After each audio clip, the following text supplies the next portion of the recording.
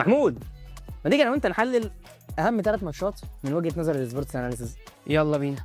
وهنبدا بمنتخبنا الجميل وهو منتخب مصر، وكابتن حسام حسن كان فاهم دماغ بلجيكا كويس ومأمن الاطراف كويس، زيكو وهاني يمين وفتوح وامام شمال، لان كابتن محمود سليم محلل اداء منتخب مصر اكتشف ان معظم خطوره بلجيكا هي من الاطراف، ومن هنا خطوره اطراف بلجيكا قلت بنسبه 90%.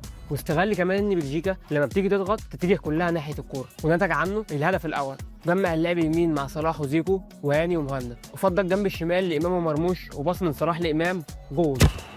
بس مقابل كده ظهرت عندنا مشاكل في العمق الدفاعي، مدرب بلجيكا لقطها ونزل لوكاكو ولعب على العرضيات، واي كره في العمق كانت بتاعته ونتج عنها جول. الماتش الثاني المغرب والبرازيل.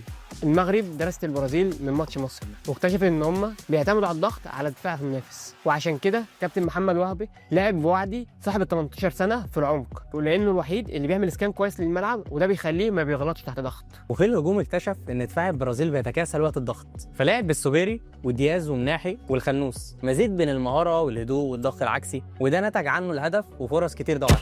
الماتش الثالث ده كان تكتيكي بحت ما بين السنغال وفرنسا، ومدرب السنغال بابا سيو قعد مع محلل الاداء بتاعه واكتشف ان فرنسا لعيبه مهاريه جدا وبتعتمد على الضغط العالي والسرعه، فلعب الشوط الاول من لمسه واحده عشان الكوره ما تطولش في رجل اللعيب، وده نتج عنه انفراد جاكسون وفرصه اسماعيل صار.